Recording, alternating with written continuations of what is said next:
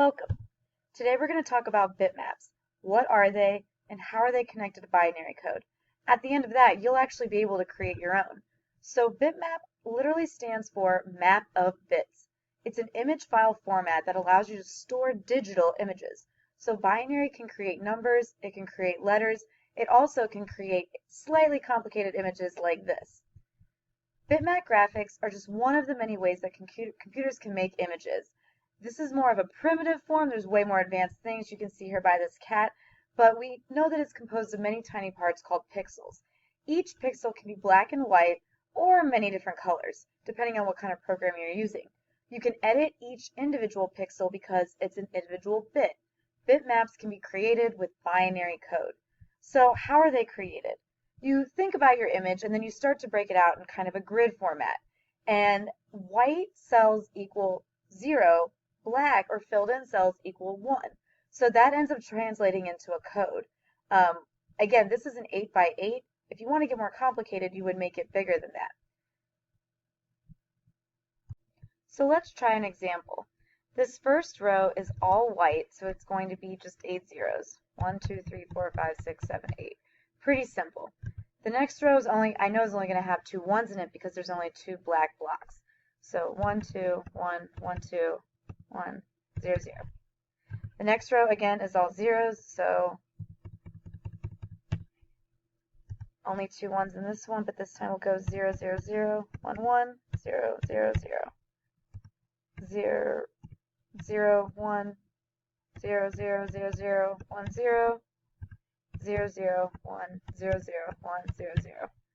And then moving down the line, and then all zeros. So then this creates binary code.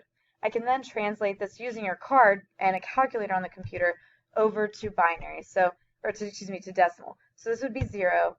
The next one would be 4 plus 32, which would be 36. Then after that we have another 0. After that is 8 plus 16, which is 24. And then 2 plus 64, which is 66. And then start to look for patterns. This one is the same one as another one. It's going to be 36 again. And then we're going to have another 24. And then back to 0. And that's how you would complete the whole thing. Now, when it comes to creating your own, you've only got an 8 by 8. So you've got to think somewhat simply.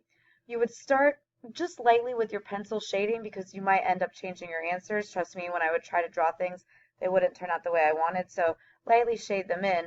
But you would start to darken certain things. I'm going to go ahead and try to create this kind of a robot guy here that I was practicing before this. So it would look something like this. I'm going to give it arms. Again, it's got to be pretty simple. You're not going to, only with an 8 by 8, you're not going to get really, really intense. So that would be how you can create one. And then when you start to look at the white squares and the black squares, you can kind of create your own code. So I already did that down here. So I can quickly just select all of this. And then you would just do the math on it. And that is how you create binary. So today, after you get off this video during free time, or during free listen, go ahead and start by converting the images from binary to decimal. Then you're actually going to be creating your own. So up here I've given you 2 examples to try, and you can go to decimals. Then I want you to create the picture. I've given you the binary, you create the picture and then the decimal. Then I want you to try 2 on your own.